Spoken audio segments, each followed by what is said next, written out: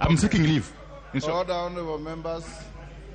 Honorable members, in the tradition of the House and our standing orders and practice, once the Speaker makes a ruling such as the one I have made, is not subject to debate, it is not appealable, and it stands as it is. I want to take the opportunity, the Honorable Wandai and all members of the House, to salute you and thank you for the decorum that you have exhibited through the close to 1 hour that I delivered the ruling. I want to encourage the House that a decision has been made. Let the chips lie where they fell.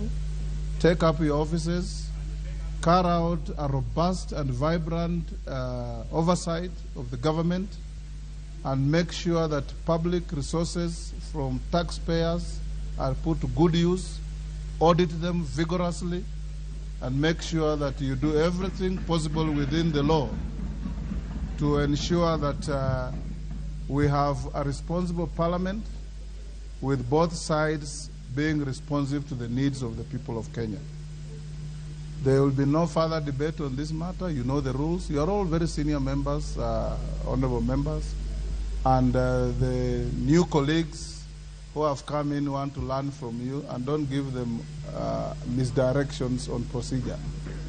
I want now to go to the next order that we had abandoned, to take the ruling, and I'll give the floor to the Honorable Member Abdikader Mohamud of Lagdera. On the same matter? The same Order, Honorable Member.